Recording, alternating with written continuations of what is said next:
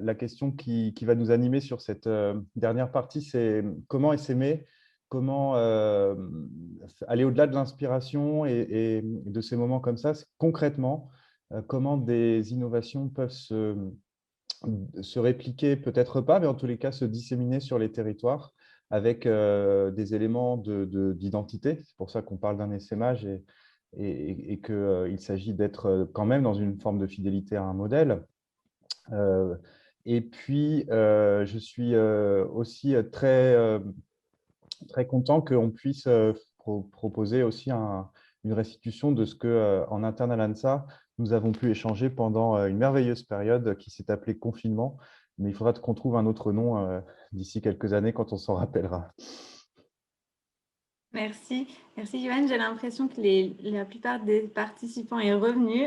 Vous êtes même plusieurs à avoir allumé votre caméra, donc merci. N'hésitez pas hein, à allumer votre caméra pour ce dernier moment de visioconférence. On ne va pas partager d'écran, de support, donc on va pouvoir voir tout le monde. Donc vous pouvez ouvrir votre caméra pour ce dernier temps. Je pense qu'on va lancer notre dernière table ronde, donc comme le disait Johan, sur les coopérations d'acteurs pour essaimer. Je vais vous faire une introduction promis assez rapide et je vais rapidement laisser la parole à nos trois intervenants sur le sujet. Alors, vous dire un peu en introduction que l'ANSA a été créée il y a près de 15 ans maintenant pour construire de nouvelles formes de solidarité afin de mieux lutter contre la pauvreté, de mieux agir pour l'inclusion. Et pour répondre à cet objectif, nous avons notamment développé au fil des années, et notamment grâce à notre programme l'accélérateur d'innovation sociale pour l'accès à l'emploi des demandeurs d'emploi de longue durée, des démarches qui visent le déploiement des innovations qui ont porté leurs fruits à petite échelle. Le but étant d'en accélérer les effets, de toucher plus de publics, plus de territoires. Et finalement, ces démarches d'essaimage à l'ANSA, on les a menées dans le champ de l'emploi, mais aussi dans d'autres champs, dans le champ de la petite enfance, dans le champ du logement, mais aussi dans le champ des coordinations autour de l'aide alimentaire. Voilà, les démarches d'essaimage, mener des démarches d'essaimage, c'est pertinent pas que dans le champ de l'emploi. Et finalement, ces expériences nous ont permis de constater que l'essaimage d'innovation nécessite une vraie ingénierie, un ensemble de méthodes, de connaissances qui peuvent être assez précises pour être efficaces et que finalement, la description d'une innovation peut immédiatement susciter l'intérêt des acteurs d'autres territoires, mais ça ne suffit pas pour autant à la transférer ailleurs, sur d'autres territoires. Il y a de nombreux facteurs qui doivent être activés pour que l'essaimage d'une innovation soit rendu possible. Il faut avoir une compréhension assez fine finalement de l'innovation, mais aussi de l'écosystème d'origine qui a permis à cette innovation de se développer et qui lui permet de fonctionner. Il y a aussi un facteur qui est sur la mobilisation des acteurs des territoires autour de cette innovation-là. Et finalement, favoriser la coopération, créer et animer des communautés d'acteurs est un autre facteur clé de succès qu'on a pu identifier grâce à nos différentes expériences sur l'essaimage.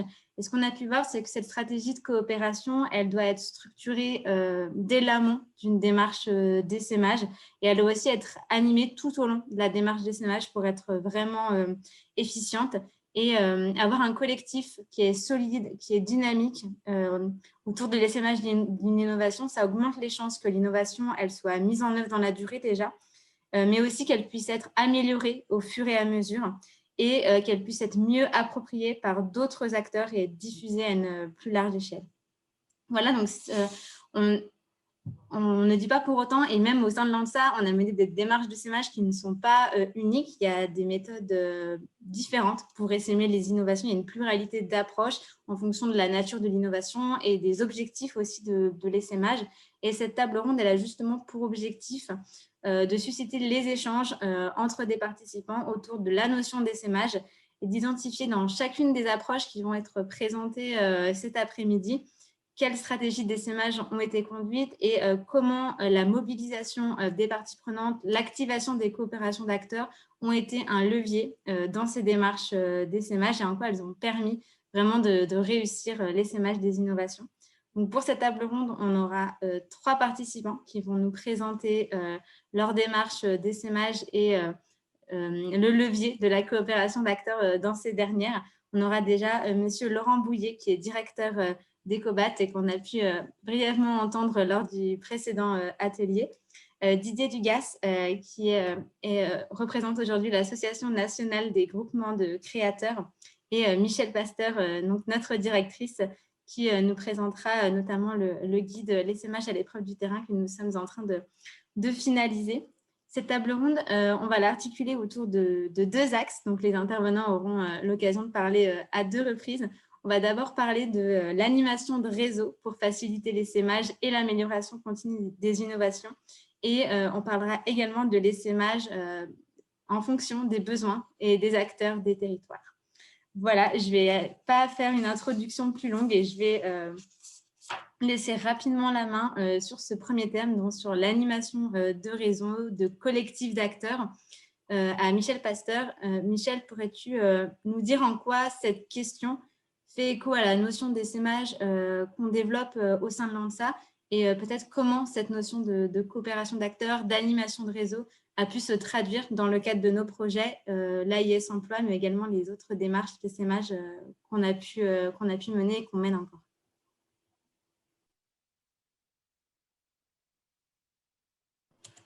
Si je ne mets pas mon micro, ça ne va pas marcher. C'est bon. Bonjour à tous et toutes. Alors tout d'abord, je fais partie des personnes qui nous écoutons depuis 9h30 du matin et je veux vraiment dire à tout le monde qu'on ne s'ennuie pas et que c'était une journée pleine d'espoir. Et je trouve qu'on a besoin aujourd'hui de journées d'enthousiasme, d'énergie, d'espoir et c'est vraiment ce que chacun et chacune ont porté et on va continuer à le faire avec cette table ronde jusqu'à sa conclusion. Peut-être je voudrais partir de quelque chose qu'a dit ce matin Bastien Espinassou. Il a parlé effectivement du PIC, il a parlé d'innovation et il a souligné à quel point l'essaimage était un exercice qui était devant nous. Combien l'essaimage, l'innovation sans essaimage, c'est quelque chose, c'est un process qui ne va pas au bout. Puisqu'en fait, l'innovation, elle vise à quoi? L'innovation, elle n'est pas pertinente pour elle-même, elle est pertinente parce qu'elle va permettre effectivement des transformations, d'accompagner des transitions et donc ça veut dire faire un pas de côté et faire en sorte que les politiques, et il a dit particulièrement l'essaimage est essentiel dans toutes les dynamiques autour de l'emploi et de l'insertion. Et donc, je crois que c'est fondamental et bien sûr, c'est important que nous terminions cette journée autour de cette dimension d'essaimage. Donc, c'est un enjeu qui est devant nous, c'est un enjeu sur lequel l'ENSA travaille aujourd'hui depuis une dizaine d'années. L'accélérateur d'innovation sociale en est l'exemple, on est la première concrétisation au sein de l'ENSA. Et effectivement, comme tu l'as dit tout à l'heure, Romane, en fait, depuis une dizaine d'années, l'ENSA, qui s'est fondée sur la dynamique d'innovation, s'est très vite posé la question de l'essaimage. Comment est-ce qu'effectivement une innovation vient permettre de transformer des politiques et des pratiques? Et au cours des 7 dernières années, nous l'avons développé donc à travers l'accélérateur d'innovation sociale pour la lutte contre le chômage de longue durée. On l'a développé à travers effectivement un projet d'expérimentation nationale autour de la petite enfance. On a effectivement développé différentes formes. Et là où nous sommes aujourd'hui, et j'en parlerai un peu plus tard en conclusion, on a voulu effectivement construire, en tout cas contribuer à ce sujet majeur qui est devant nous tous, de l'essaimage à travers un apport sur notre vision et notre expérience de l'essaimage. Donc ça, c'est un premier point, c'est de dire qu'effectivement, innovation sans essaimage, on ne va pas jusqu'au bout de la démarche et que c'est 2 éléments qui sont complètement conjoints. L'autre élément, c'est la dimension de coopération et notamment, il me semble que si la coopération est un élément, et on l'a vu aussi tout au long de la journée dans le développement de l'innovation, le réseau est un élément fondamental dans la dimension d'essaimage. Alors, ce n'est pas seulement de la sémantique. Par les réseaux, c'est effectivement permettre effectivement un passage à l'échelle, c'est-à-dire être en capacité d'aller au-delà d'une coopération ad hoc sur un territoire pour pouvoir aller à une dimension interterritoriale, voire nationale. Donc, quand il y a essaimage, il y a nécessairement réseau. Un réseau, c'est quoi? Un réseau, c'est faire perdurer la coopération sur un temps relativement long. On le sait, on l'a vécu nous-mêmes. L'accélérateur d'innovation sociale a 6 ans d'existence aujourd'hui. L'expérimentation par les bons mains, c'est 5 ans d'activité. l'essaimage, c'est quelque chose qui se développe sur le temps long. C'est à minimum 2 ans. On reviendra tout à l'heure peut-être un peu sur ces différentes étapes, mais ça se développe sur le temps long. Et donc, il y a la nécessité de rester en réseau, de maintenir cette dynamique de réseau, parce qu'il y a des hauts, il y a des bas, il y a des moments de forte intensité, il y a des moments de mise en œuvre sur le territoire, et après de retour pour partager ces expériences, ou en tout cas ces mises en œuvre sur le terrain. Donc, cette dimension d'innovation, c'est quoi? C'est maintenir une coopération entre des acteurs, c'est bien sûr fondamental. Et ça rajoute aussi, et je crois que Léa Gillet l'a dit aussi par rapport aux cités de l'emploi, c'est maintenir une capacité d'animation. Et puis, c'est un troisième élément, et c'est là où peut-être l'ENSA se positionne. Pour qu'il y ait réseau, il faut qu'il y ait coopération, il faut qu'il y ait aussi une ingénierie. En fait, nous portons très fortement à l'ENSA parce que c'est ce que l'expérience et ce que notre vécu nous amène à constater, c'est que l'essaimage suppose une ingénierie robuste. Et que cette ingénierie, elle doit être partagée, travaillée et je dirais même incrémentée. Et peut-être, et je m'en arrêterai là pour ne pas être trop longue, on aura le temps de revenir, tu nous reposeras d'autres questions et on répondra aux intervenants. C'est que je pense que le réseau permet aussi cette dimension fondamentale qu'est l'amélioration continue. Une innovation, elle n'est jamais terminée, surtout dans un moment comme celui que nous vivons, qui est profondément un moment de transition, un moment, on vient de vivre vraiment cette deuxième décennie du XXe siècle a été douloureuse. Elle a démarré avec la crise de 2008, elle a perduré avec des crises successives et elle se termine en tout cas, elle se poursuit plutôt avec cette crise sanitaire. Donc, on voit bien qu'on est au bout d'un cycle, on est face aux transitions, on est face, certes, à des écueils, au constat d'un certain nombre d'écueils, mais on est face à un temps d'ouverture. Et en tout cas, cette journée vient témoigner de cette ouverture et cette journée vient témoigner en quoi l'innovation, l'essaimage et la coopération, c'est vraiment ce porteur d'espoir, ce vecteur d'espoir pour cette société en transformation. Voilà. Merci. Merci Michel. Didier Dugast, vous allez être notre prochain intervenant. Donc, bonjour tout d'abord et bienvenue. Donc, vous représentez aujourd'hui l'Association nationale des groupements de créateurs, la NGC. Peut-être pouvez-vous nous présenter la démarche des groupements de créateurs et le rôle de l'Association nationale dans l'essaimage de ce dispositif.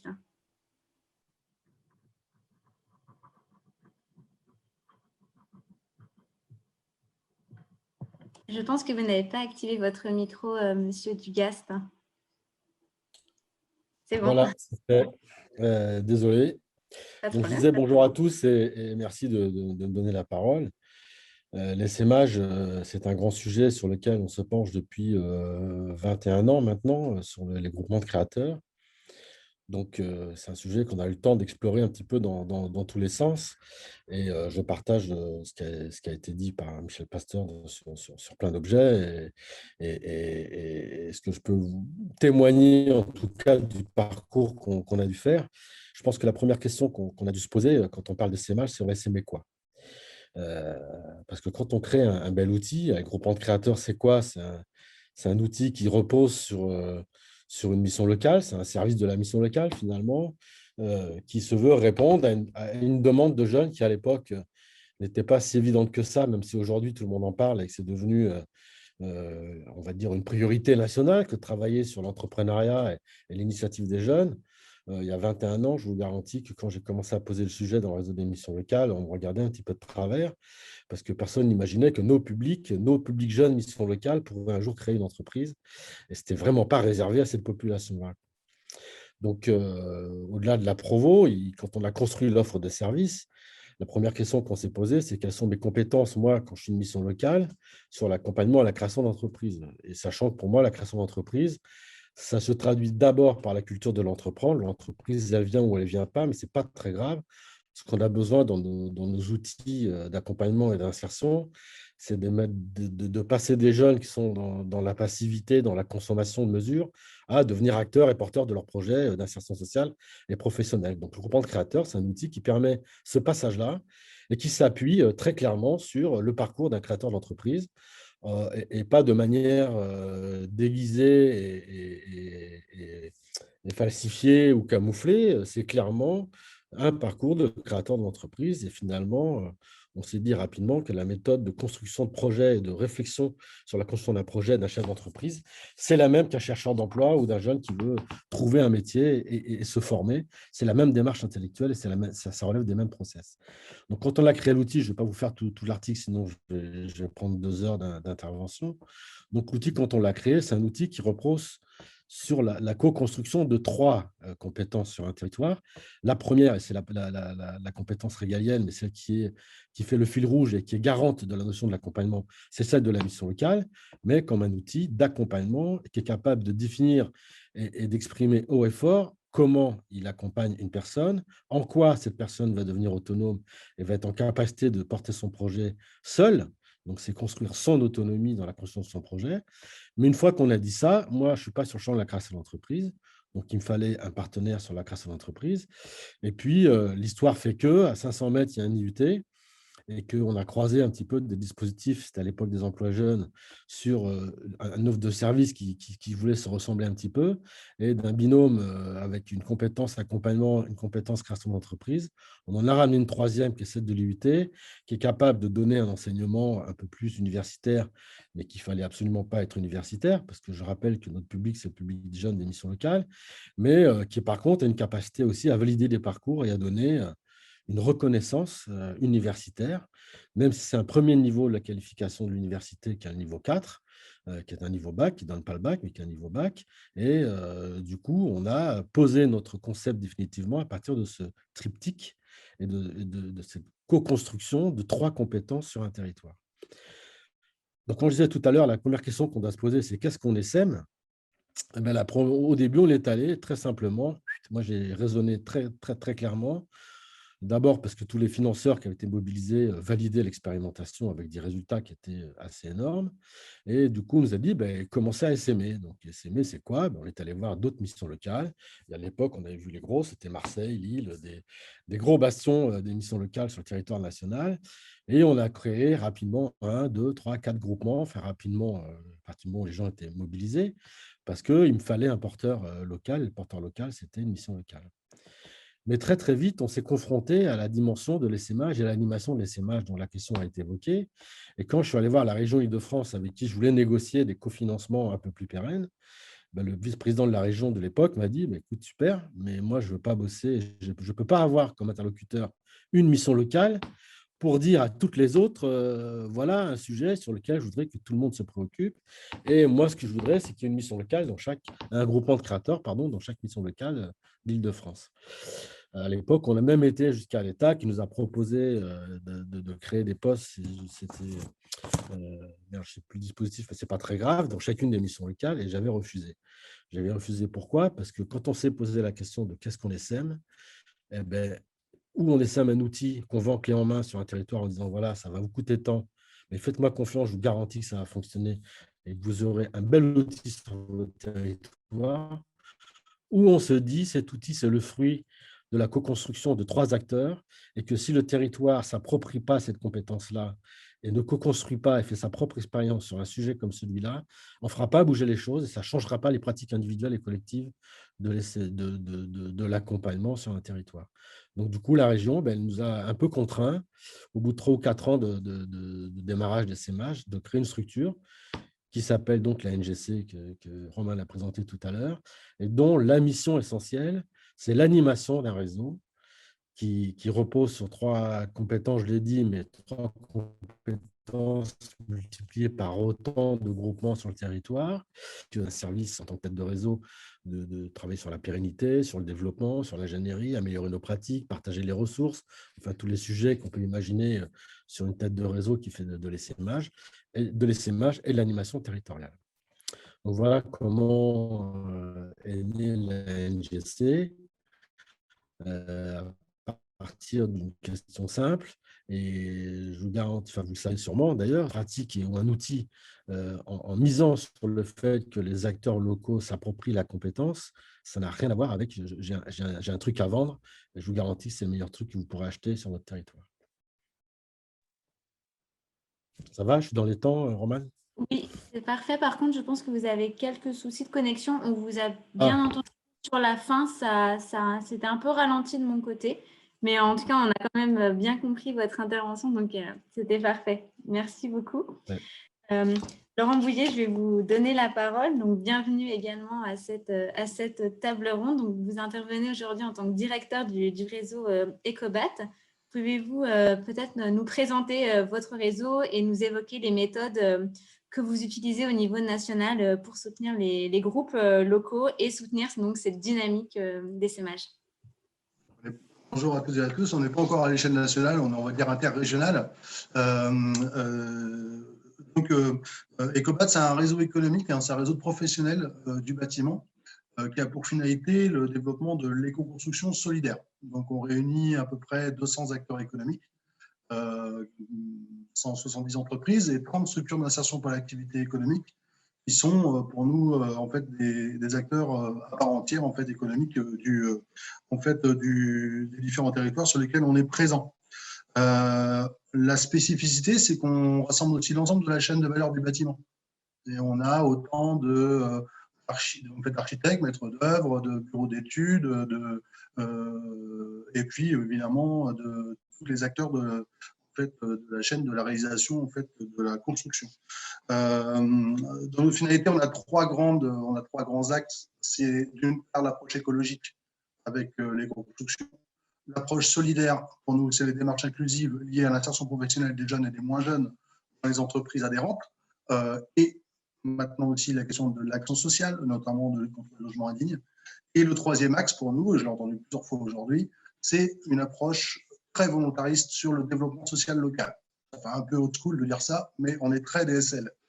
Nos trois domaines d'activité stratégiques sont donc la structuration et l'animation de groupes locaux par bassin de vie, c'est une traduction du développement social local, le développement de fonctions support pour permettre justement l'amélioration continue de nos adhérents avec un organisme de formation qui va par exemple au hasard monter des entreprises en compétences sur la formation de situation de travail pour accueillir correctement des demandeurs d'emploi ou des salariés en insertion au sein de leur entreprise. Un incubateur, notamment pour porter tout ce qui est innovation sociale et projets innovants, notamment auprès des structures d'insertion pour l'activité économique.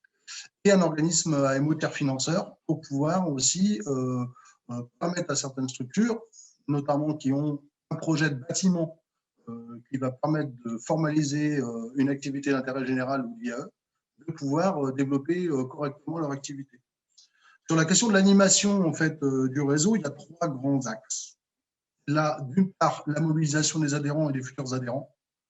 On est dans une logique associative avec des acteurs économiques.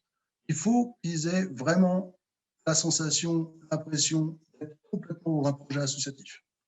Donc, ça part par vraiment une proactivité très, très forte des adhérents. Même si c'est des chefs d'entreprise, même si c'est des directeurs de structure, on est là et on envoie dans un projet partagé entre tous les adhérents. Donc, il y a une demande expresse des acteurs de participer, de s'impliquer dans la démarche. Ça se traduit aussi par des logiques de cooptation. Donc, on ne vient pas qui veut. En fait, on doit montrer un petit peu à blanche, on doit montrer une volonté, une intention au fait d'y aller. Le deuxième point, c'est la mobilisation des adhérents dans la vie du réseau. Donc, c'est un peu une continuité. C'est la participation dans l'animation locale, donc venir aux réunions pour partager, proposer. Tout à l'heure, dans l'atelier précédent, on parlait de Marcel Mauss avec le don contre don. Ça veut dire j'amène quelque chose. Donc, comme j'amène quelque chose, quelqu'un va me rendre quelque chose. Enfin, là, on est dans cette logique-là.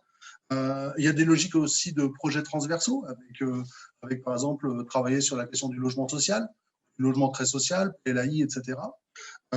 Et puis aussi une importance de l'implication dans la gouvernance. Nous, on a, pour chaque instance, on a 3 instances. Chaque instance se réunit minimum une fois par mois. Donc, on est, on va dire, sur de la fréquence importante, en fait, des acteurs. Et pourtant, c'est des responsables de structures qui n'ont pas forcément beaucoup de temps à consacrer. Mais on considère que travailler pour le collectif, ça permet aussi de grandir individuellement. Donc, ce n'est pas du temps perdu. Donc, on est très, très proactif sur l'investissement en fait, au sein de la gouvernance. Le troisième point, c'est la mobilisation des adhérents pour consolider notre projet. Donc, comme je le disais tout à l'heure, on a en fait, pour permettre, Mme Pasteur l'a évoqué tout à l'heure, très important pour nous, c'est l'amélioration continue. L'amélioration continue des acteurs, il faut le professionnaliser pour que justement les acteurs puissent bénéficier dans un temps assez circonscrit quand même, d'une compétence forte pour pouvoir amener correctement la montée en compétence de leurs collaborateurs, notamment auprès des entreprises et auprès des SIAE, parce que les encadrants techniques aussi peuvent être concernés. C'est d'une part la création d'un organisme de formation pour pouvoir piloter donc, de la R&D en formation, puis après piloter la mise en place de dispositifs, notamment même publics, comme le 100% inclusion au sein de nos adhérents dans de bonnes conditions. Comme je le disais tout à l'heure en atelier du jeu, c'est pas qu'ils connaissent le PIC, pourquoi, d'où ça vient, les 100% inclusion, etc. Mais par contre, ce qui est hyper important, c'est de savoir comment eux, ils vont accueillir correctement, potentiellement, un immigré au sein de leur entreprise, une personne décrochée qui vient de QPV au sein de leur entreprise, etc. Ça nous intéresse. Donc, du coup, on va créer les conditions qui montent en compétences pour accueillir correctement les gens.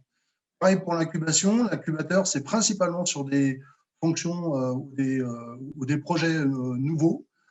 Actuellement, on est très branché sur tout ce qui est réemploi, valorisation des déchets sur chantier BTP, parce qu'il y a des gros appels d'air, notamment des collectivités locales et des grands comptes du bâtiment pour pouvoir apporter une plus-value là-dessus. Et on travaille avec nos structures d'insertion par l'activité économique du réseau pour développer des offres de services qui sont aujourd'hui très bien, qui sont en bon fonctionnement et qu'on peut répliquer sur différents territoires auprès d'autres SIAE.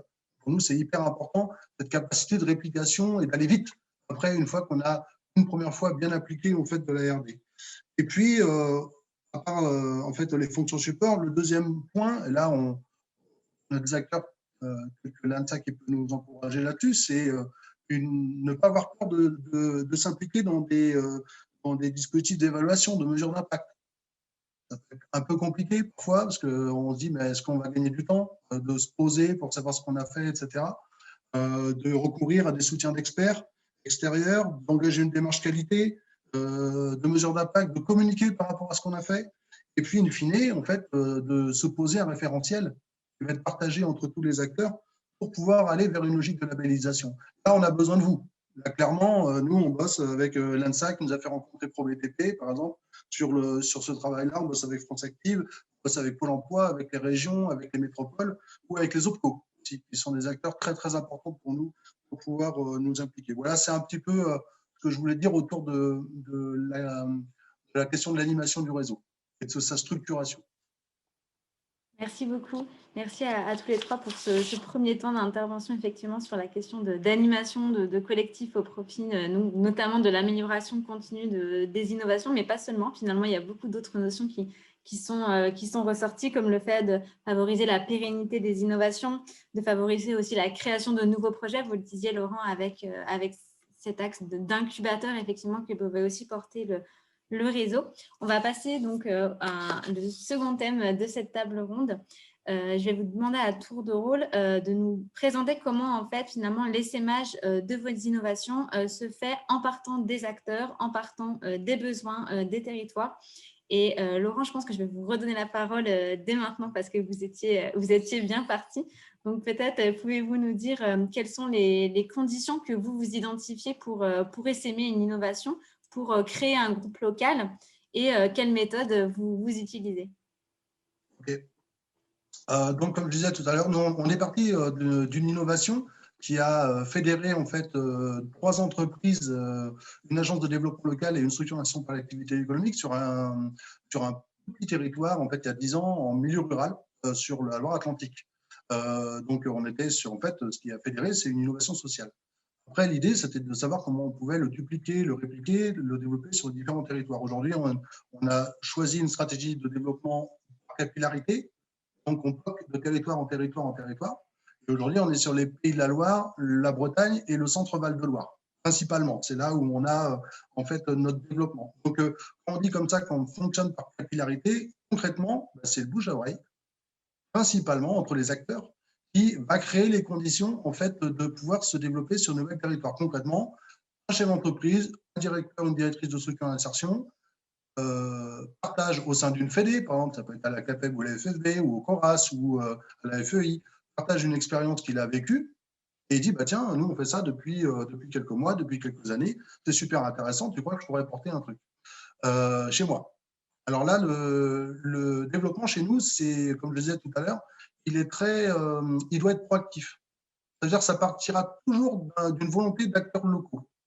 d'un noyau. Ça peut être un petit noyau, hein. Ça peut être 2, 3, 4 acteurs, mais c'est d'abord une volonté d'acteurs locaux qui va enclencher quelque chose.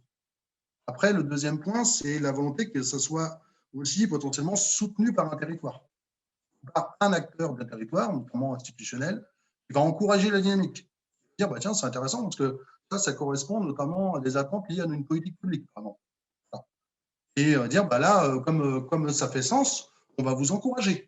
On va vous encourager, on va comprendre un petit peu en fait le contexte et on va l'analyser avec vous. On va faire potentiellement un diagnostic animation pour essayer de fédérer, vous accompagner à fédérer encore un peu plus de monde, d'acteurs autour de vous pour pouvoir enchaîner et créer les conditions en fait d'avoir une certaine émulation sur votre territoire. C'est le premier temps. Le temps d'après, c'est l'amorçage. Et une fois qu'on a commencé en fait, à avoir une émulation, à avoir un petit groupe, bah, le petit groupe, il ne va pas se réunir juste pour se réunir. Il faut concrètement, il se passe des trucs. Parce que, donc, il faut créer les conditions pour qu'il puisse y arriver. Et comme on le disait tout à l'heure, le but du jeu, ce n'est pas qu'il réinvente la poudre. Alors là, l'objectif, c'est qu'on soit en capacité d'apporter en fait, des connaissances qui ont été mutualisées sur les autres territoires, de bonnes conditions, de prendre en compte leurs spécificités. Ça veut dire chaque territoire va avoir des axes prioritaires de développement. Et on va respecter ça. Il n'y a pas une méthodologie qui est appliquée, par exemple, par Ecobat. Ce n'est pas vrai. S'ils ont envie de commencer par rapport à telle typologie en fait, d'innovation sociale, par exemple, qu'ils veulent installer, parce que c'est leur priorité, on va travailler sur cette priorité-là. Je prends un exemple sur le 49. Ils voulaient commencer par un accompagnement autour du logement indigne. En fait, c'est la priorité. On travaille là-dessus. Voilà. Donc, en fait, pour chaque territoire, il y a un écobat. Mais c'est bien, en fait, la particularité du territoire, les acteurs du territoire qui vont déterminer, en fait, leur projet cible. Après, par contre, à nous d'être malins et d'être capables, en fait, d'apporter une compétence, donc notamment technique. Donc, nous, on a des chargés d'animation et de développement au sein des territoires qui vont accompagner l'animation et le développement en fait, des groupes sur le territoire et qui vont être aussi capables de comprendre ce qui se passe et d'apporter de l'ingénierie de projet, notamment sur des choses, même si chaque territoire est différent. Hein, on avait les collègues tout à l'heure du Finistère, alors avec les Brestois, moi j'ai les Brestois, j'ai des Berrichons, j'ai en fait des Vendéens. Ils voient tous différemment. C'est pas pareil chez moi. Évidemment, c'est pas pareil chez toi. Par contre, il y a des choses à travailler où on peut partager, où on peut répliquer, où on peut mutualiser. Et tout le but du jeu, ça va être de ça. Ça va être de réinterpréter, en prenant en compte le territoire, les axes en fait qu'on va pouvoir prendre en compte au niveau de l'ingénierie de projet. Et puis après, bah, le truc aussi qui fait sens, c'est la mutualisation aussi, c'est de pouvoir porter des dispositifs publics ou de bénéficier en fait d'accompagnement privé, mais à une échelle en fait supralocale. Quand on est lauréat en fait d'un PIC 100% inclusion, quand on a un soutien de ProBTP sur une action à une échelle nationale, tout le monde va en bénéficier. On va pouvoir effectivement le prémâcher, le réinterpréter par rapport au territoire, par rapport aux priorités du territoire, certes en restant dans les clous, mais on va quand même pouvoir en bénéficier parce que justement, on a des Berrichons, on a des Vendéens et on a des Finistériens dans notre réseau. Autrement, on ne pourrait pas le faire. Voilà. Donc ça, il faut qu'ils l'entendent et qu'on puisse être en capacité en fait, de le développer. Donc en fait, on a cette double logique de contextualisation et de mutualisation. Et pour nous, c'est un axe très très important pour pouvoir assumer en fait, notre essaimage dans de bonnes conditions. On n'a pas du tout envie de lâcher notre logique ascendante sur l'autel de l'essaimage. Voilà. C'est-à-dire, en fait, moi j'ai tout compris, puis je vais vous écraser la tronche en vous précisant comment on fait, ça ne m'intéresse pas.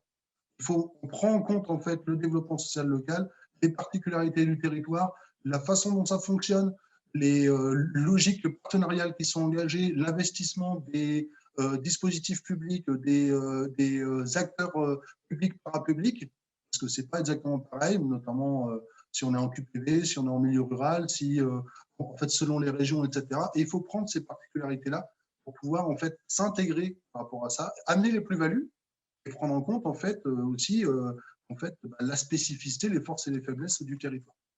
Voilà un petit peu la façon dont on va le faire. Et juste pour finir, ce qui est hyper important, c'est le langage de la preuve. Donc, le langage de la preuve, pour nous en tout cas, on est un réseau économique, c'est à moyen terme être capable d'aller sur de l'engagement, sur des projets vertueux qui s'autofinancent, notamment, et qui soient pérennes dans le temps.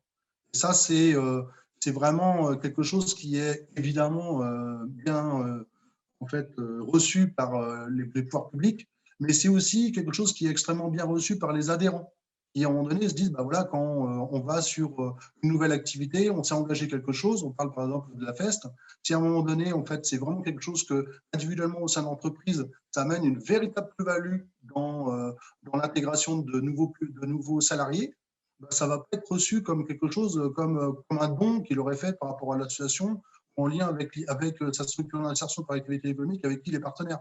C'est une vraie plus-value pour lui pour pouvoir intégrer les futurs collaborateurs au sein de son entreprise. Il ne voit plus du tout pareil, en fait, son partenaire IAE comme quelqu'un à qui il donne un coup de main, mais c'est véritablement un partenaire, en fait, dans le développement de son entreprise. Et c'est ça qu'on veut. C'est ça qu'on veut. J'arrête. C'était parfait, parfait. Merci beaucoup pour votre intervention. Didier, pour l'association des groupements de créateurs, est-ce que vous pouvez nous dire comment vous y prenez pour essaimer, tout en partant des réalités, des besoins, des spécificités, des priorités, comme disait Laurent, des territoires? Il faut rallumer le micro, Didier.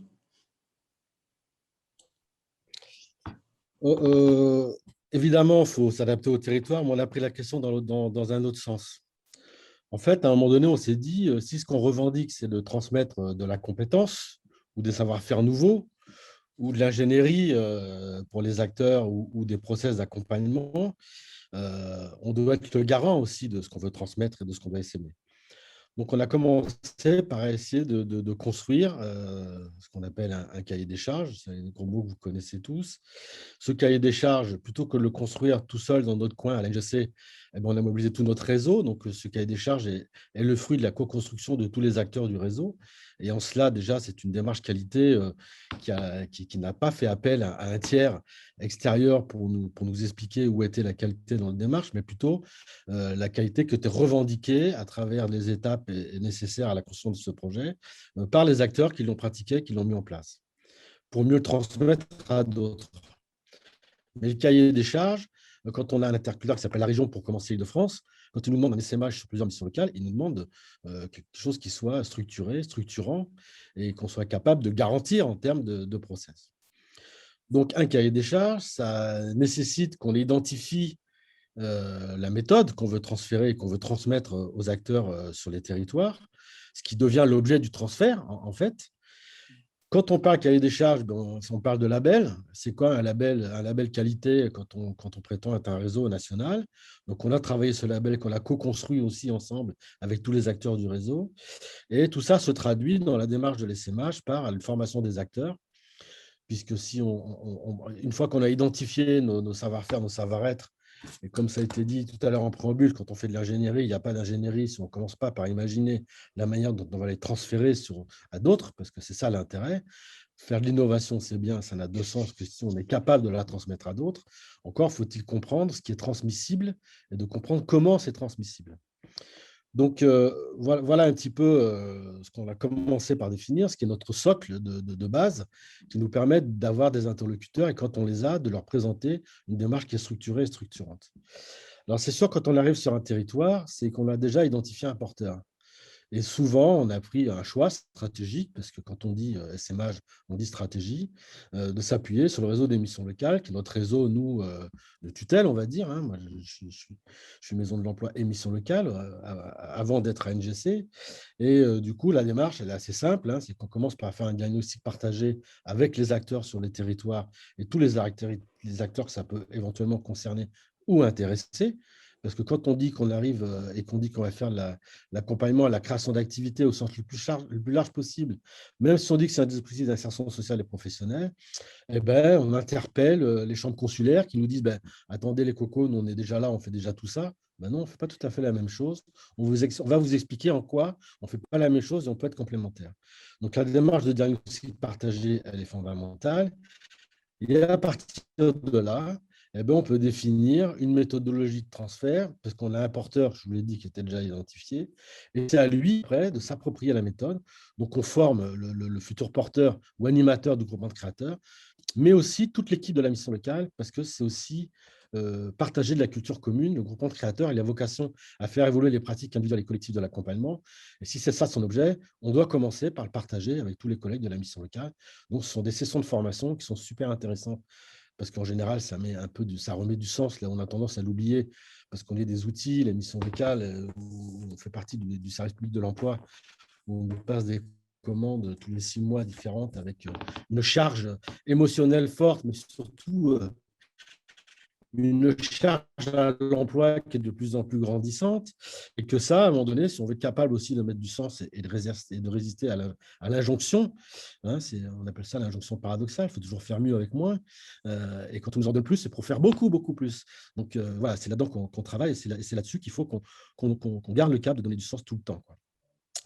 Donc, une fois qu'on a dit ça, dans l'animation nationale, puisqu'on veut s'appuyer sur les ressources locales pour faire de l'essaimage, eh bien, ces ressources-là qu'on a déjà et qu'on mobilise, c'est comment on capitalise les pratiques qui se développent, parce qu'une fois qu'on a transféré de la méthode, les gens se l'approprient et la font vivre. Parce que l'objet de l'essaimage, c'est un objet vivant. Et cet objet vivant, il est aussi à la merci, une fois qu'il est approprié, et nous, on est garant de la méthode et du process, une fois que ça, c'est garanti, des acteurs peuvent inventer des outils, des stratégies qui leur appartiennent, qui collent à leur territoire et qui sont plus proches de leur territoire, parce qu'on n'a pas les mêmes histoires quand on est à Sénart, à Grand Paris Sud, ou dans le sururbain, ou à Paris, que quand on est au fin fond de l'Ardèche. Et les enjeux sont peut-être les mêmes en termes d'accompagnement, mais les stratégies sont forcément très, très différentes. Donc, ça veut dire être un centre de ressources qu'il faut animer, un centre de ressources vivant, qui va capitaliser les pratiques de chacun. Et pour animer tout ça, on fait des semaines de mutualisation, 2 à 3 semaines par an, où on invite tous les acteurs qui sont les acteurs actifs du groupement, c'est-à-dire c'est 3 acteurs minimum par groupement de créateurs. Il y en a 33 en France aujourd'hui, donc on peut vite avoir des belles assemblées avec des gens qui sont à la fois issus des missions locales, des opérateurs de la création d'entreprise ou des IUT. Et là, on a créé une culture commune et vraiment un partage des enjeux, des valeurs, et ça donne des ateliers qui sont d'une richesse extraordinaire, parce que non seulement ils sont là, ils sont déjà reconnus entre eux, mais ils sont capables de produire de l'ingénierie au quotidien et de faire évoluer cet outil vivant qu'est un groupement de créateurs. Dans une troisième étape, il a fallu aussi qu'à un moment donné, parce qu'on commençait à tourner et on commence à s'auto-féliciter, à s'auto-congratuler en disant finalement on est les plus bons, on est les meilleurs, on a des résultats exceptionnels. Encore faut-il que si on veut passer un cap en termes d'essaimage, que ce soit reconnu, que ce soit validé, qu'on ait une reconnaissance d'un tiers, et si possible scientifique, qui nous permet à la fois de valider les enjeux qu'on a posés sur cet outil, mais qui vont aussi nous permettre de revendiquer des résultats qui sont scientifiquement non discutables. Et on a profité du FEJ à l'époque pour rentrer dans une procédure d'évaluation d'impact, évidemment par la méthode randomisée, ce qui est un peu compliqué, avec l'équipe d'Esther Duflo. Et on a eu ces 5 ans de travail, hein, pour être clair. Ça a été très, très long et très compliqué, parce que là, quand on fait une évaluation par randomisation, on fait un tri d'1 sur 2. Le 1 sur 2, celui qui était volontaire pour entrer dans le groupement, à qui on a dit ben non, tu es tiré au sort, il fallait que tout ça, tout le monde le digère et qu'on mobilise suffisamment de gens pour que ça ait du sens. Bref, je raccourcis, une évaluation dithyrambique de la part des chercheurs, et un outil, du coup, un argumentaire d'essaimage très important auprès des pouvoirs publics, parce que finalement, on est dans le domaine public et dans la commande publique. Donc, c'est aussi une reconnaissance qui nous permet, quand on va voir les financeurs au niveau national ou régional ou autre, de dire, voilà, on a un feedback et une reconnaissance qui ne se discutent pas, et vous ne pouvez plus ignorer qu'on peut faire des choses différemment, et qu'il faut en prendre compte et voir comment vous pouvez nous accompagner pour développer un outil, ou sur votre territoire ou sur le territoire national, donc quelle que soit la forme du territoire. La commande publique, j'y tiens parce qu'on a toujours veillé à ça. Je ne peux pas m'extraire, moi, de la commande publique quand je m'appelle mission locale. Et mon choix, ça n'a jamais été de monter un réseau privé qui va se vendre sur les territoires pour dire, voilà, j'ai un truc super génial, ça vous coûte tant, donnez-moi le pognon, je m'en occupe, je vous l'ai dit, je me répète. Mais donc, ça veut dire qu'on a un rapport à la commande publique qui est important, mais ça nous laisse aussi une place de choix pour essayer de la faire évoluer, cette commande publique. Et quand on a cette reconnaissance-là, ben on vient nous voir, ou si on ne vient pas nous voir, ben on va solliciter et taper à la porte. Là, on fait un travail avec le réseau, par exemple, sur le rapprochement groupement de créateurs et garantie jeunes. Il y en a autour de la table là, qui savent de quoi je parle. C'est un sujet, évidemment, qui est important pour nous parce que c'est un autre moyen de faire de l'essaimage ou de disséminer la pratique des groupements et surtout de l'accompagnement, tout en s'appuyant sur la puissance de frappe et la force de développement d'un État qui, dans sa toute-puissance, peut décréter du jour au lendemain de mettre 150 000 jeunes dans un dispositif avec le pognon qui va avec. Et quand on amène, nous, des solutions pédagogiques, on va dire, d'accompagnement qui ont du sens, eh bien, ça peut être des partenariats gagnant-gagnant sur lesquels on essaie de s'attacher. Et puis, dernier point sur lequel je voudrais revenir, qui a été déjà un peu traité par M. Bouillet, je ne me rappelle plus son prénom, Bernard, non, ce n'est pas Bernard, excuse-moi, qui est Olivier. L'idée, c'est Laurent, pardon. La notion de la vie associative, elle n'a pas toujours été si évidente que ça pour nous. Pourquoi? Parce qu'au tout début, comme je vous l'ai dit, moi, mission locale, on s'est rencontré la région, on a créé l'association et finalement, on a tendance à protéger notre bébé et à mettre autour de notre réseau proche que des proches, des gens qui sont convaincus, qui y croient, qui vont mouiller leur chemise pour défendre le truc. Et finalement, on s'aperçoit très, très vite qu'on est très, très peu nombreux et que ça a des vraies limites en termes de stratégie de développement et qu'on ne peut pas continuer à fonctionner comme ça. On a y compris rencontré des grosses fondations qui nous ont dit « Ok, c'est super, on est prêt à vous aider, mais pas sous ce mode de gouvernance. » C'est-à-dire qu'il faut absolument passer à une dimension différente qui à la fois nous rapproche de l'associatif, parce que ça demande à des gens de s'impliquer personnellement, bénévolement sur le développement d'un outil et d'un réseau. Et surtout, c'est l'occasion pour nous aussi de créer un réseau et d'ouvrir notre réseau en mobilisant ces réseaux-là sur la dimension des SMH. Et ça paraît très, très vite. Si je vous dis qu'évidemment, un partenariat avec l'Union nationale des missions locales, c'est déterminant. Je ne peux pas prétendre m'appuyer sur le réseau pour développer les groupements de créateurs si je ne suis pas adoubé par la tête de réseau national qui elle est en relation avec les ministères, etc., pour dire au réseau, ben voilà, c'est un super outil, il y en a peut-être d'autres, mais celui-là, en tout cas, il vient des missions locales, on le connaît bien, les postures, les enjeux qu'il pose sont fondamentaux, allons-y et allez-y. Donc ça, c'est important, et ça nous permet aussi de finaliser l'engagement de nos acteurs triptyques territoriaux, parce qu'on peut avoir un opérateur de la création d'entreprise, une BG dans le sud, une couveuse d'activité dans le nord, et puis pourquoi pas une chambre consulaire dans le centre, qui peuvent se retrouver, en tout cas s'ils le souhaitent, à l'Assemblée générale de la gouvernance de la structure, et pourquoi pas sur des responsabilités en termes de conseil d'administration. Et du coup, on a un conseil d'administration qui est très actif, qui est très mobilisé. Évidemment, on a fait le choix d'y intégrer des jeunes qui sortaient des groupements de créateurs, parce que ces jeunes-là, on passe un cap, ont vu leur vie se transformer. Ils ont envie de transférer, de transmettre et de s'impliquer dans le développement de ce réseau qui, de leur dire à eux, finalement, leur a apporté énormément. Merci. Voilà, je m'arrête là parce que sinon, on va passer trop de temps.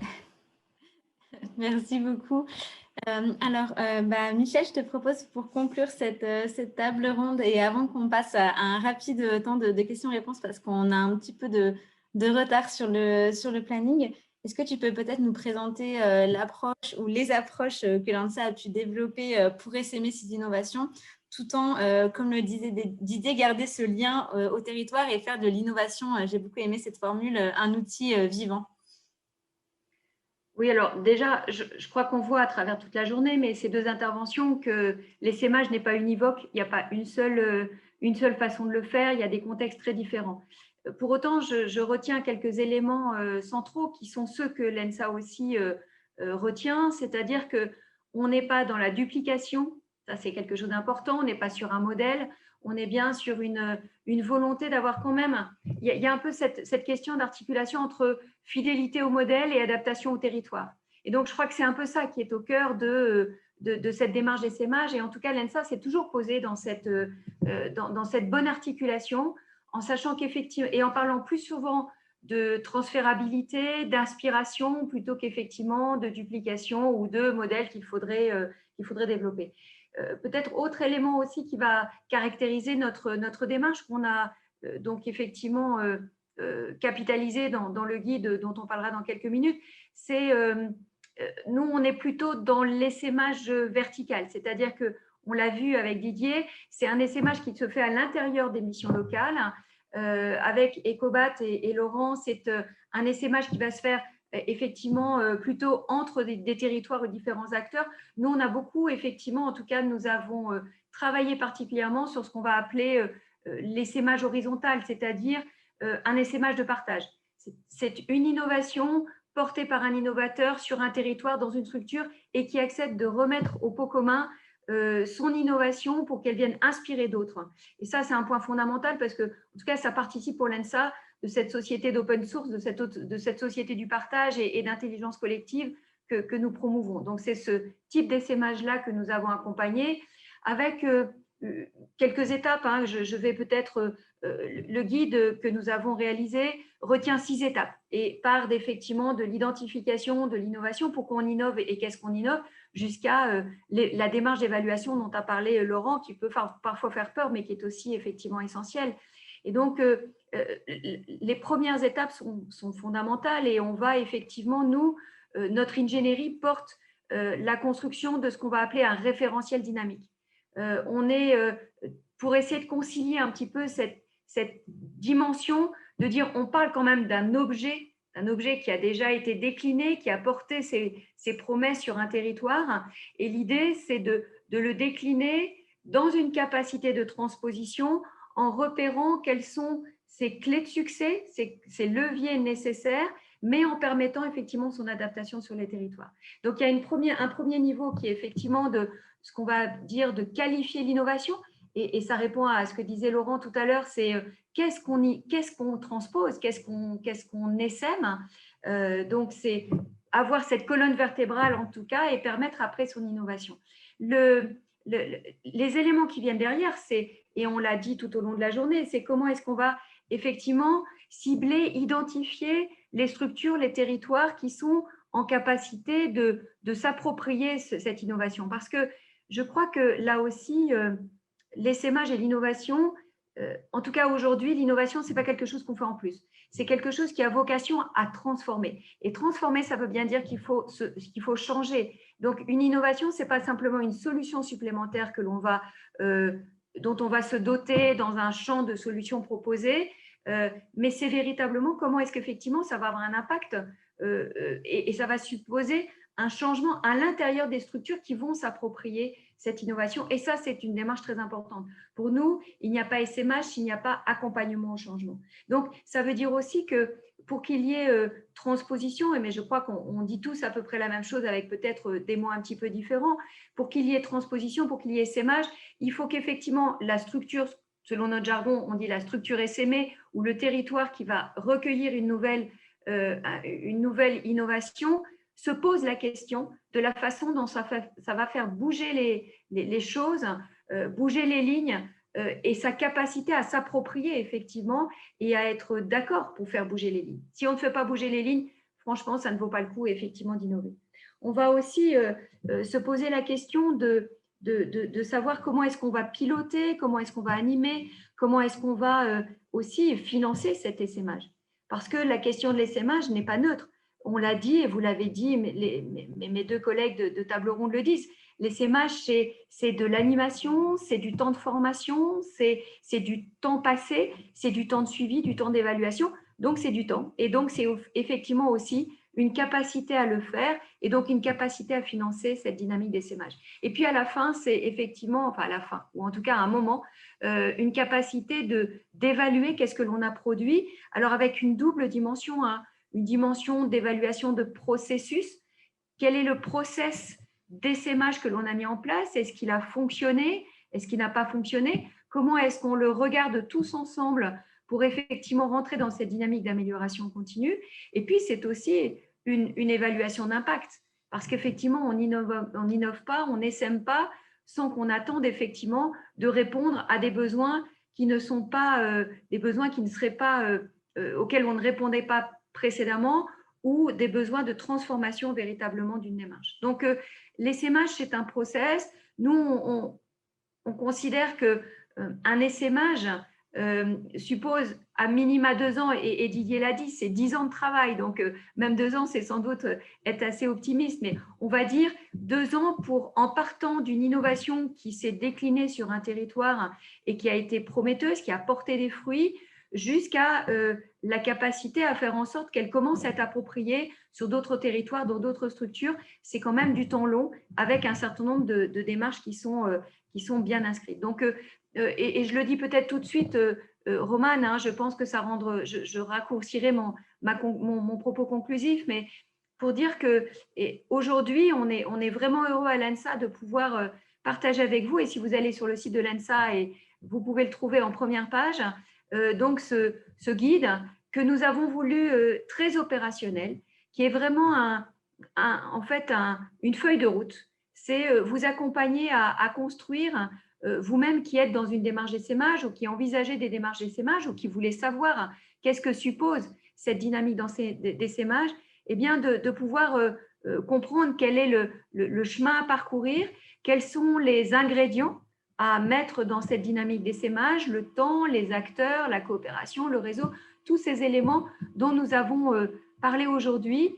Et en tout cas, nous espérons que cette contribution que nous avons effectivement construite l'année dernière lors de cette période de confinement qui nous a permis de prendre du recul, parce que comme tout le monde, on a besoin de prendre du recul, comment ce guide de l'essaimage est posé à un moment. Il vient, et j'espère que nous allons continuer à avoir ce dialogue, et je pense que l'ENSA va provoquer au cours du second semestre un temps pour justement consolider encore plus, partager nos démarches d'essaimage, parce qu'on a bien vu que c'était un enjeu majeur pour les années à venir. Et donc, c'est une contribution à cette dynamique d'essaimage qui vous soit utile, et surtout, n'hésitez pas à revenir vers nous pour que nous y travaillions ensemble et pour pouvoir nous amener aussi à améliorer en continu cette dynamique d'essaimage. Voilà peut-être ce que je peux dire à ce stade. Merci beaucoup Michel, et merci à tous les intervenants. On a un peu dépassé, mais on peut peut-être prendre 1 ou 2 questions quand même. En tout cas, merci. Je retiens beaucoup de choses de cette table ronde. Il y a beaucoup de choses qui ont été dites, beaucoup de mots-clés. Finalement, on voit que favoriser la coopération dans les dynamiques d'essaimage, ça permet à la fois, en animant un réseau sur la durée, de favoriser l'implication des personnes dans la durée, et donc finalement la réussite des innovations, la réussite des essaimages. Ça permet également de favoriser l'amélioration continue, notamment en soutenant la montée en compétences des acteurs sur les territoires, mais aussi en permettant d'animer des échanges de pratiques sur les innovations pour qu'elles soient toujours challengées, toujours adaptées en fonction des bouleversements qu'on peut vivre. Ça permet également, quand on part des territoires, à la fois d'arriver avec peut-être une méthode qu'on a pensée, qu'on a peut-être même co-construite, comme le disait Didier, avec ce cahier des charges qui a été co-construit, mais une méthode qui va pouvoir être adaptée, qui va peut-être être réinventée sur les territoires en s'adaptant aux spécificités des acteurs locaux, des histoires aussi des acteurs sur ces territoires-là. Et finalement, essaimer, c'est aussi, en tenant compte bien sûr des spécificités territoriales, aller mutualiser les pratiques, se rendre compte et identifier quelles sont les complémentarités entre les acteurs des différents territoires pour pouvoir animer cette démarche au niveau national. Voilà, donc je pense que j'ai un peu trop résumé les différents échanges. Je pense que j'ai oublié plein de choses, mais en tout cas, c'était très riche. Alors, je ne sais pas s'il y a des questions dans le chat. Je n'ai pas eu le temps de regarder au fur et à mesure. Il y avait juste une question donc, de Johan. C'était une question pour Ecobat, hein, c'est ça, Johan? Il me semblait. C'était pour tout le monde, mais ok, c'était au moment d'intervention. S'il y a d'autres questions, n'hésitez pas à les ajouter dans le chat, ou même si vous voulez allumer votre micro quelques secondes pour interpeller un de nos intervenants, n'hésitez surtout pas, ou même pour nous présenter votre propre approche de l'essaimage et ce que vous en retenez, notamment au titre de la coopération d'acteurs.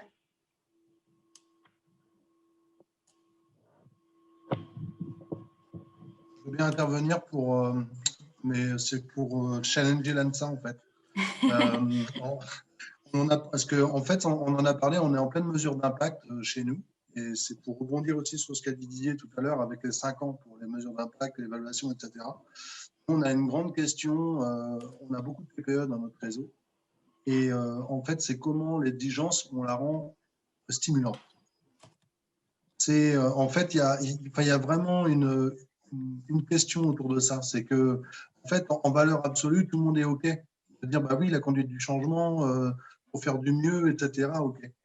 Donc, sur la finalité, finalement, on n'a pas trop de problèmes pour que tout le monde se dise, bah, évidemment, il faut faire ça. Par contre, le moyen pour y arriver, etc., on voit bien quand on dit bah, quand il faut se fader l'étude d'impact, les mesures d'évaluation qui vont bien, les critères et tout ça. Là, souvent, en fait, les différents experts qu'on peut rencontrer, ils sont très sympathiques, mais ils nous mettent quand même en fait au challenge. C'est ce que tu dis, Roman.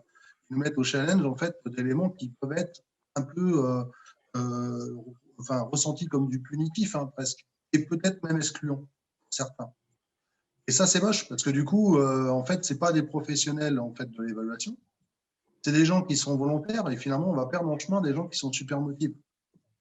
Et là, c'était. Alors, nous, on bosse avec un cabinet de consultants, je ne sais pas si vous connaissez, on bosse avec Elix, qui sont un petit peu connus dans la place, où en fait, la fois quand je disais au consultant, à Jérémy, je lui dis, mais trouve-nous en fait une approche pédagogique sympa, pour ne pas perdre nos amis artisans, notamment.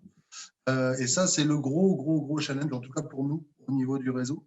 Parce que comme on est sur une logique vraiment de du essaimage, mais surtout en fait de réplication de la dynamique sur les différents territoires, et que ça demande à chaque coup une montée en compétence aussi de l'ensemble des acteurs, pour ne pas s'essouffler, pour ne pas se fatiguer, pour ne pas être excluant, il faut que ça soit sympa. Et on compte vachement sur vous pour que vous nous trouviez en fait des combinaisons qui nous permettent de dire mais si, on a trouvé des trucs qui vont pouvoir permettre d'accrocher les gars et les filles. Voilà. Ok, bah c'est un en tout cas. Ça me revient à la réflexion. Je serai rapide. C'est vrai que se lancer dans une évaluation, c'est du temps, c'est de l'énergie. Il ne faut surtout pas se tromper sur ce qu'on veut évaluer. Et ce qu'on va chercher comme information va déterminer tout le process de l'évaluation. Et la question qu'on va se poser tout de suite, c'est qu'est-ce qu'on va faire de cette évaluation? Et là, pour moi, il y a une vraie grande question, parce que le FEJ a fait beaucoup d'évaluations, avec plus ou moins de bonheur. Nous, on a démontré dans la mesure d'impact que proposer un accompagnement d'insertion sociale et professionnelle au public qui en ont besoin, qui est construit sur la demande et pas sur l'offre, ça donne des résultats qui sont 10 fois meilleurs que ce qu'on fait majoritairement aujourd'hui quand on fait de l'accompagnement dans les structures de l'insertion. Alors, ce n'est pas de la prétention de ma part, c'est scientifiquement, la mesure d'impact sur les publics a démontré que travailler sur la demande, ça produit de bien meilleurs résultats, mais vraiment à grande échelle. Et Esther Duflo cite régulièrement les groupements de créateurs comme un exemple, parce que l'impact, il est très, très fort. La question, c'est qu'est-ce qu'on fait de cette reconnaissance? Nous, on en a eu besoin. À un moment donné, ça nous a servi. On est passé de 14 groupements à 30, 33 aujourd'hui. Mais comment on passe à 400? Et là, on est en face de nous des pouvoirs publics et des ministres qui sont venus valider cette évaluation en disant « super, c'est génial, c'est vraiment ce qu'il faut faire ». Et puis, une fois qu'ils sont partis, il ne se passe plus rien.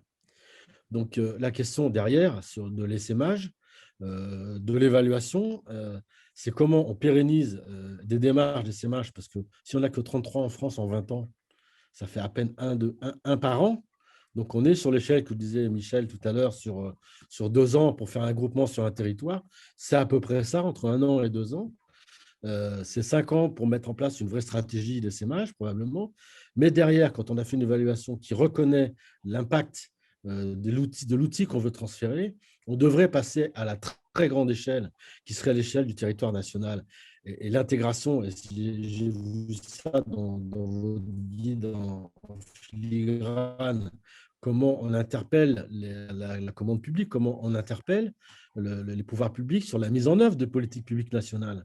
Et là, on doit pouvoir influer, parce que demain, l'enjeu, c'est que le plus grand nombre de bénéficiaires puissent toucher, et en tout cas être accompagnés dans la meilleure des postures possibles. Et bien là, on a un gap. Et là, je pense qu'on a un challenge à relever tous ensemble sur comment on mobilise les pouvoirs publics et pas que sur une stratégie de communication, mais sur une stratégie de fond et partager les valeurs et faire en sorte qu'elles se développent. Je suis un utopique et je le resterai jusqu'au bout. Merci beaucoup Didier. Effectivement, je pense qu'il y a beaucoup de sujets sur les SMH qui gagneront à être partagés et on espère vraiment qu'on pourra rassembler beaucoup d'acteurs autour de ce guide qui, le disait Michel, est vraiment juste une contribution qui gagne à être partagée, enrichie. Chacun a son expertise sur les SMH et on espère qu'ensemble, on pourra arriver à mieux répondre à ce type de questions et mieux réussir à mobiliser les acteurs publics sur cette question-là, sur cette question d'amélioration des politiques publiques. Je vais laisser la parole, je pense, à Michel pour conclure cette belle et longue journée de visioconférence. Peut-être une réaction à Didier. Je pense que véritablement, en fait, il me semble que la question de l'essaimage, c'était une question pour vous, elle est ancienne, mais elle est assez récente au niveau, je dirais, des pouvoirs publics et gouvernemental. Donc, aujourd'hui, il me semble que c'est pour ça, en tout cas, nous, on veut contribuer à cette coalition d'acteurs qui travaillent sur l'essaimage et qui voulons vraiment dire à un moment comment est-ce qu'on fait pour transformer, que l'innovation soit vraiment un élément de transformation. C'est l'étape. Et je crois qu'on a, ce matin, dans la première table ronde, on a essayé de mettre en avant quels sont les alliés qu'on peut trouver à l'intérieur de la machine d'État. Et c'est avec eux qu'il faut travailler pour progressivement faire monter les choses. Ce n'est pas gagné, mais je crois que plus on sera ensemble, plus on aura démontré aussi notre exigence, notre capacité à essaimer, à transformer, et plus on sera crédible. Donc, ça nous engage aussi à véritablement coopérer. Alors, juste peut-être une conclusion qui va être très rapide. Je crois qu'aujourd'hui, on a tous un peu ce sentiment d'urgence. On sort et quasiment aujourd'hui, on est le 12 mars, donc j'ai envie de dire qu'il y a 1 an exactement, nous rentrions dans une période de confinement. On est dans une période de crise sanitaire.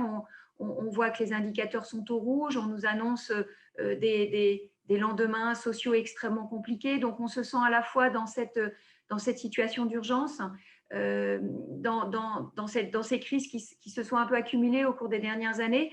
C'est sans doute un contexte assez anxiogène.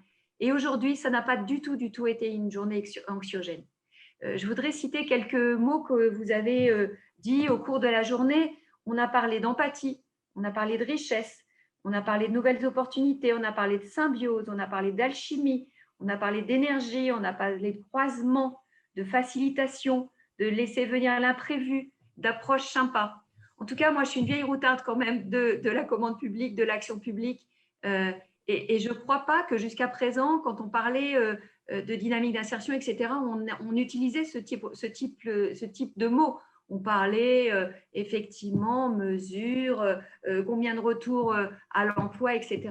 Donc, c'est quand même dire qu'aujourd'hui, et moi je trouve que cette journée, et je suis très heureuse que l'ENSA contribue à cela, de montrer que la transformation est en marche, qu'il y a une vraie communauté d'action autour d'une autre façon de faire de l'insertion, de l'inclusion. Et quelques éléments que je retiens de cette autre façon de faire. Le premier, c'est ne laisser personne au bord de la route, et ça, je pense que ça a toujours été un peu la volonté, mais en reconnaissant à chacun ses compétences, ses talents et ses envies. Ça, c'est certainement quelque chose qui est très innovant, c'est une culture, c'est une transformation du regard que l'on peut avoir. La deuxième chose, c'est qu'on ne peut pas parvenir, et tout à l'heure, on le voyait à travers du témoignage sur Territoire Zéro Chômeur de Prémery, c'est que parvenir à se transformer, c'est aussi, en tout cas, casser les représentations et casser les représentations qu'on a sur l'autre. Donc, je pense que la communauté qui était présente aujourd'hui est déjà dans cette dynamique-là et je pense qu'il faut continuer et sans doute, nous, à casser les représentations que nous avons les uns des autres et faire en sorte aussi qu'au niveau de l'État, il y ait quelques représentations qui se cassent et c'est en ça que je pense qu'il faut trouver des alliés au sein de l'État qui sont dans cette volonté de capacité de casser ces représentations et d'aller vers d'autres démarches. Donc, ça, c'est un deuxième élément. Et puis, ce troisième élément qui est effectivement, et je terminerai sur ça, c'est l'évaluation au service de quoi?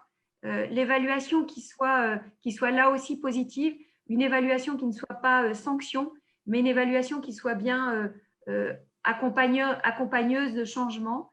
Et en tout cas, c'est pour ça qu'à l'ENSA, nous travaillons aussi beaucoup sur cette dynamique d'évaluation embarquée, c'est-à-dire une évaluation qui ne vient pas à la fin d'une démarche, mais qui vient accompagner effectivement et comprendre quels sont les leviers de changement qui sont à mettre en œuvre. Alors, voilà, terminer cette journée en disant que malgré la difficulté et la complexité de notre contexte, parce qu'il est complexe, parce qu'il est parfois inquiétant, parce on sent des urgences, eh bien, je crois qu'il est vraiment important qu'on continue à cultiver cette culture de l'optimisme, pas un optimisme béat, mais un optimisme qui est vraiment positionné sur l'action. Et je nous souhaite de continuer longtemps dans cette démarche-là.